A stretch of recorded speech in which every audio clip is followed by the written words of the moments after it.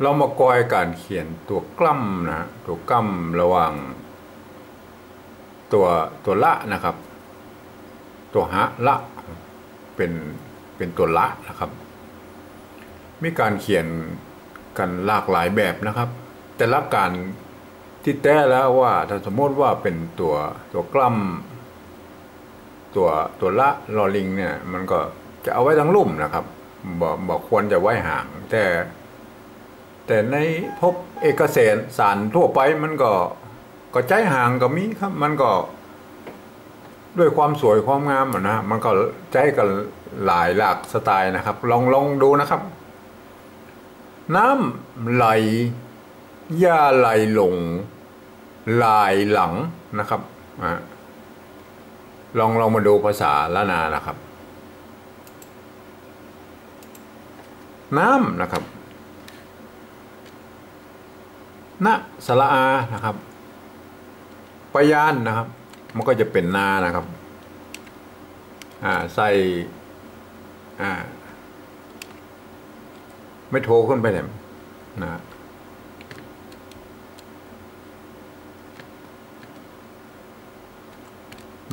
ไม่ขอจ้างนะฮะน้ำนะครับน้ำไหลนะครับตัวหะละไหลนะครับ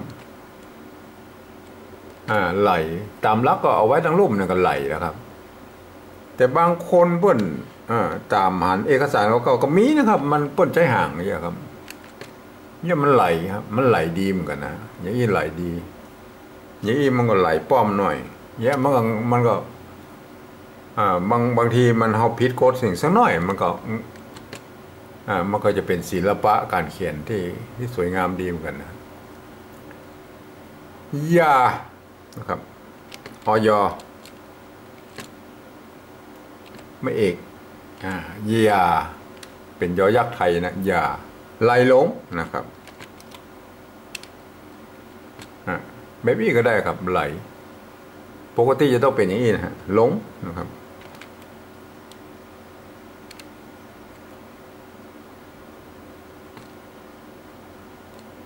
บางคน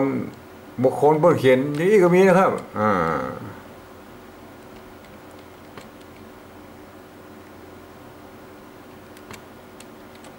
แบบนี้ก็มีนะไหลหลงแบบก็แล้วแต่แล้วแต่ชอบแล้วครับผมว่า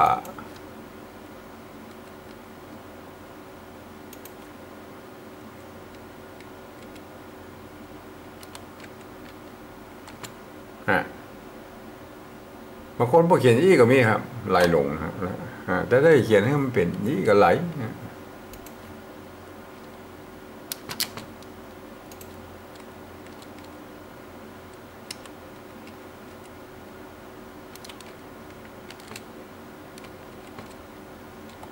ถ้าเขียนนี้ก็ไหลหลงครับมันก็แล้วแต่นะหลายนะครับหลาย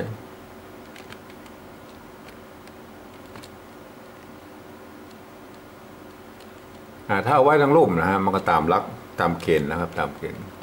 หลายนี่ครับ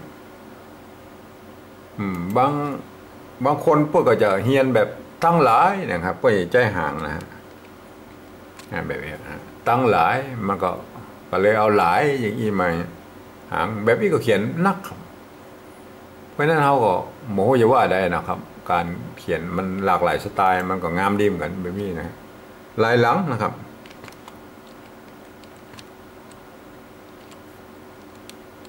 อันนี้หลังนะถ้าสมมติว่าเราเขียนแบบใจห่างหลังอย่างนี้มันหลังแล้วมันก็บอกค่อยงามตัวใดนะฮะมันก็แต่จะเขียนก็ได้ก็ตามใจนะฮะแ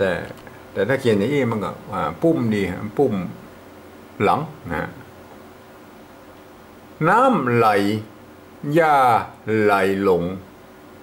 ลายหลังนะครับมีหลากหลายสไตล์นะครับ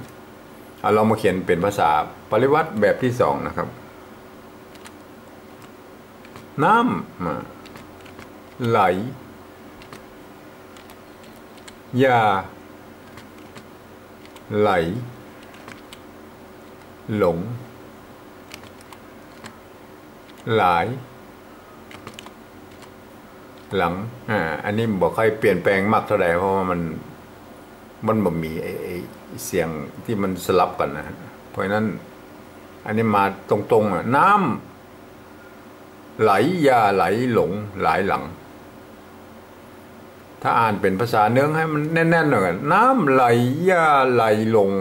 หลายหลังนะครับ